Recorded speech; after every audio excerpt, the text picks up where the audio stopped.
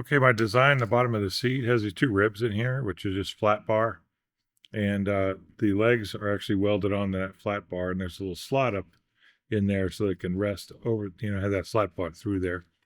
So this is kind of what it looks like from the top side. And so looks like because these are at an angle, one side of it needs to be 1.02 inches long this way, and then 0.87, but I don't care about that. I'll just go ahead and make all of them 1.02 inches long. Now to cut that, I could use a bandsaw and cut them both at the same time. Then I have to kind of figure out how to cut that little bottom part. But we're going to see if we can do this with the laser. All right, so I have this slot modeled in CAD as two lines. And when you don't have an enclosed surface in SheetCam, it actually puts the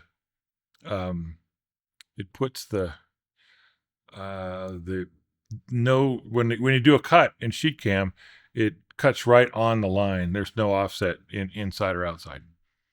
So I brought this over into fire control, and we're going to try this here. So all it's really going to do is cut two slots. Now, this distance here is about 20 thou, and so I should be able to break that off with a pair of pliers. So over here, so here's my candidate here. This is a piece of 1-inch square tubing. I think it's 8-inch wall, an 8.125 wall. So I'm going to kind of get this straightened out, and then I'm going to bring my laser over there and get it lined up right.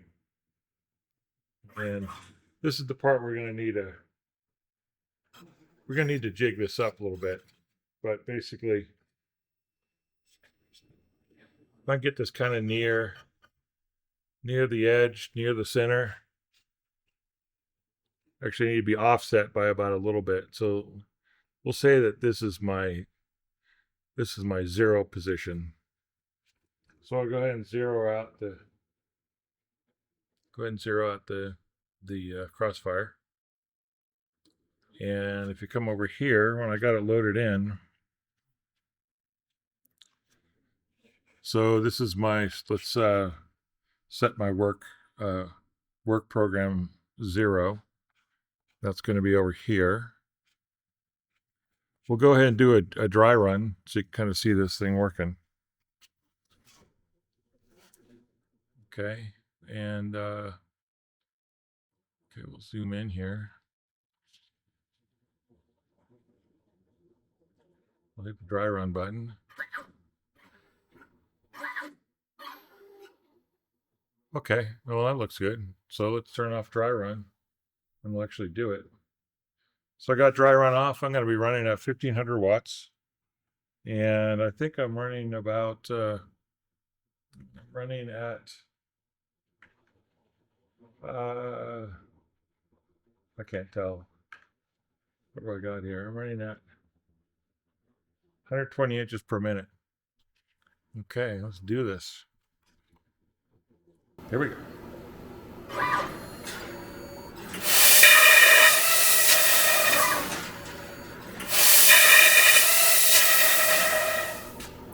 Oh, that was exciting.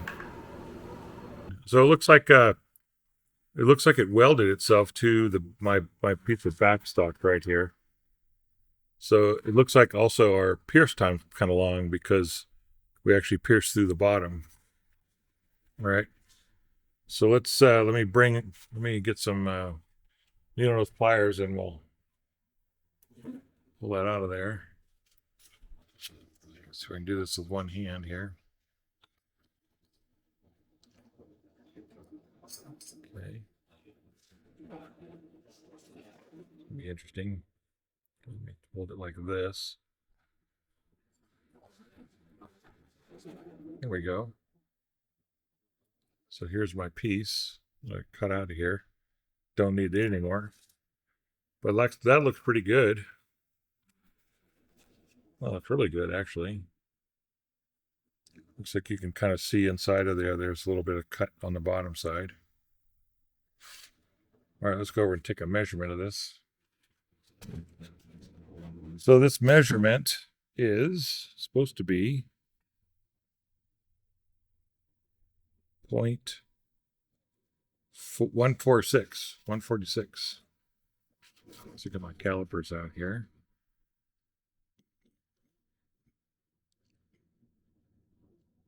$145.5.